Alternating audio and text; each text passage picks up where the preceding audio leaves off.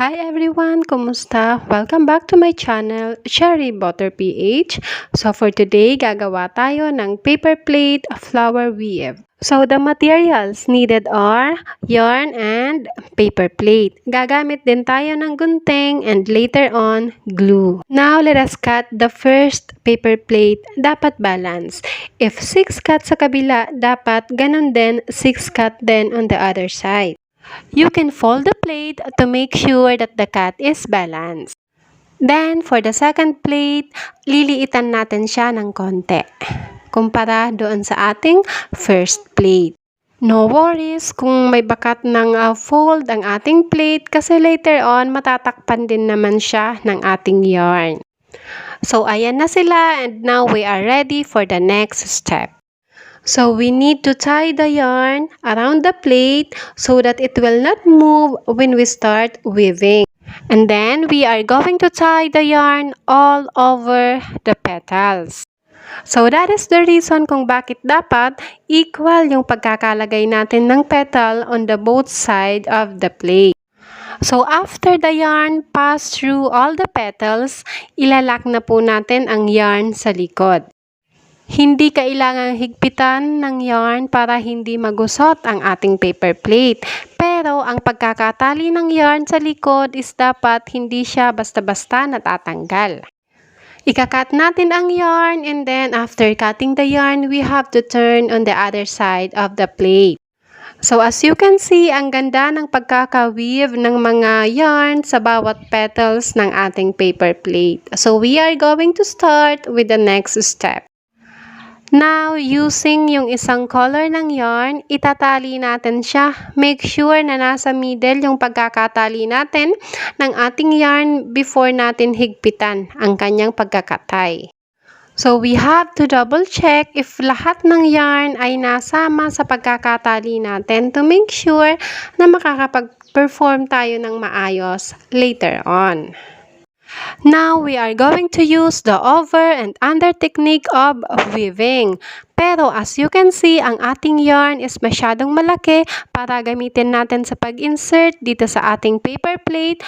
So, we are going to cut the desired length of yarn na sa tingin natin is enough para matapos ang ating weaving. So, para hindi magkabuhol-buhol ang ating yarn, we are going to use our finger para dito muna natin isingit itong mga yarn na ating gagamitin. Now, we are going to start the weaving using the over and under technique. Ganun lang din po, first yarn, over, second yarn, under, third yarn, over, fourth yarn, under, and then continue with the same process.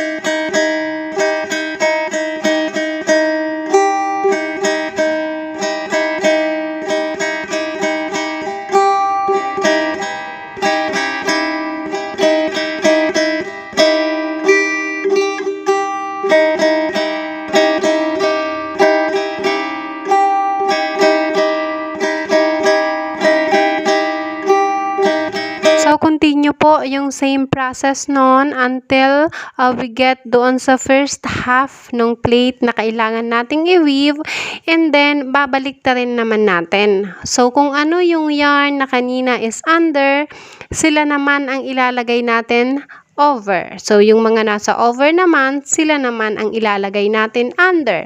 So, we are still going to continue with the same process hanggat sa umabot tayo doon sa dulo na malagyan natin ng weave yung lahat ng part ng plate na gusto nating lagyan.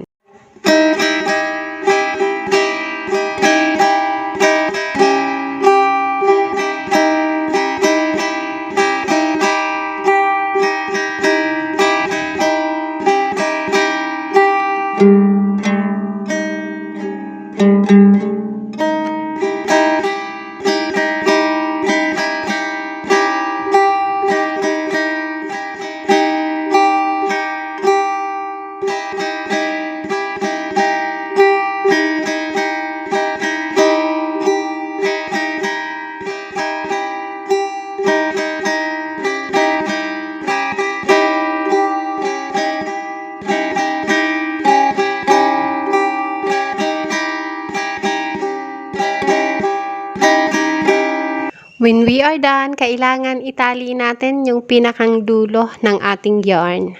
So, double tie lang po natin siya.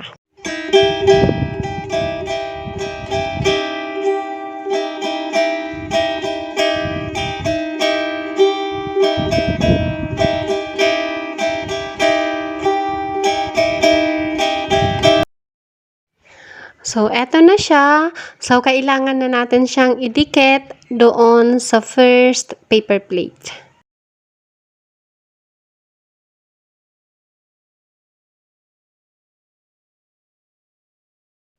So, pwede natin siyang gamitin as underliner ng champagne or any bottled drink naman during parties, or pwede rin naman natin siyang gawing underliner ng ating mga flower vase.